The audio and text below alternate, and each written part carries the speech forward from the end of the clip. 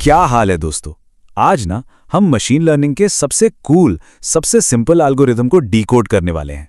Seriously, ये इतना सीधा है ना कि आप कहोगे अरे यार ये तो मैं भी सोच सकता था।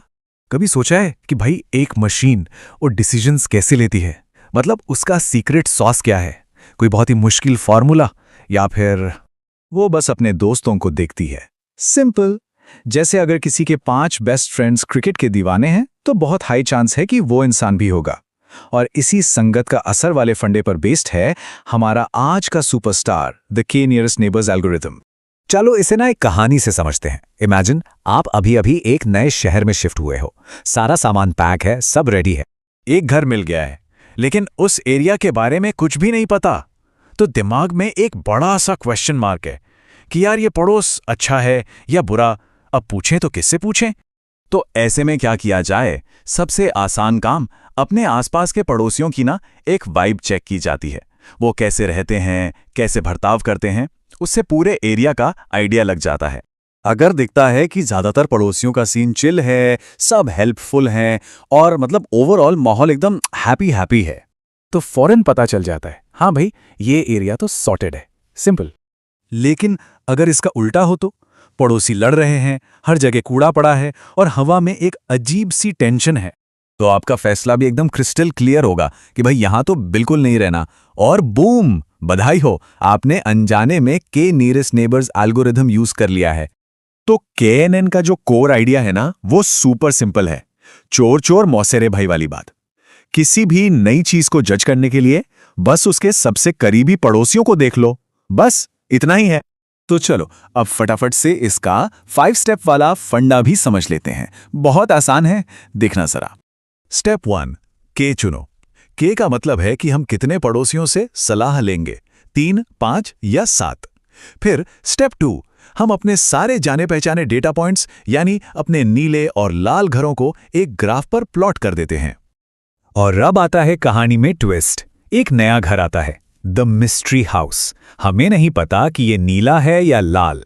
हमारा मिशन ये पता लगाना कि ये किस टीम में जाएगा।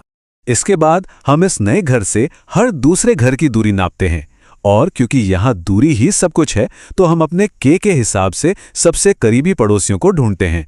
तो अगर के 5 है तो हम 5 सबसे पास वाले घरों पर एक गोला बना देते हैं। और फाइनल स्टेप, एकदम डेमोक्रेसी, मेजॉरिटी विंस। हम देखते हैं उन 5 पड़ोसियों में से नीले ज्यादा हैं या लाल। अगर ज्यादातर नीले हैं तो हमारा नया घर भी नीला हो जाता है और बस हो गया फैसला। पर रुको, कहानी में एक छोटा सा कैच है। सही के चुनना बहुत जरूरी है। ये ना तो बहुत छोटा हो सकता है, ना ही बहुत बड़ा। It has to be just right. सोचो जरा, अगर के बहुत छोटा है, मान लो के इज इक्वल टू 1, तो मॉडल शोर से आसानी से प्रभावित हो जाएगा। ये वैसा ही है जैसे सिर्फ एक बहुत ज्यादा चिल्लाने वाले पड़ोसी की बात सुन लेना।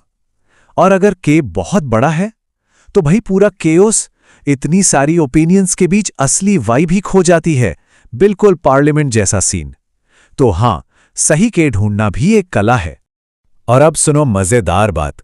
ये जो इतना सीधा साधा दिखने वाला एल्गोरिदम है ना, इसे हम सब हर रोज इस्तेमाल करते हैं, बिना जाने समझे। जब नेटफ्लिक्स कोई मूवी रेकमेंड करता है तो वो उन लोगों को देखता है जिनका टेस्ट मिलता जुलता है, वो केएनएन है। Amazon की recommendations, फेशियल रिकग्निशन, यहाँ तक कि मेडिकल डायग्नोसिस में ये पता लगाने के लिए कि कोई ट्यूमर खतरनाक है या नहीं, उसे पुराने केसेस से कंपेयर करके, ये हर जगह है। और यही तो केएनएन का जादू है। ये कोई मुश्किल मैथ्स का फॉर्मूला नहीं सीखता, ये बस पूरे डेटा सेट को याद कर लेता है। जब कोई नया डेटा पॉइंट आता है तो ये अपनी मेमोरी में खोजता है और कहता है, अरे तुम तो मेरे उस पुराने दोस्त जैसे दिखते हो, आ जाओ इस ग्रुप में आ जाओ। मतलब ये याद करके सीखता है। तो आज हमने सीखा कि कैसे मशीनें पड़ोसियों को देखकर फैसले लेती हैं। लेकिन यहाँ एक दिलचस्प सवाल उठता है, क्या होता है जब कोई मॉडल बहुत ज्यादा याद कर लेता है, इतना ज्यादा कि वो असल दुनिया में गलतियां करने लगता है? इस जरूरी कॉन्सेप्ट के बारे में हम अगली बार बात करेंगे। बने रहिएगा।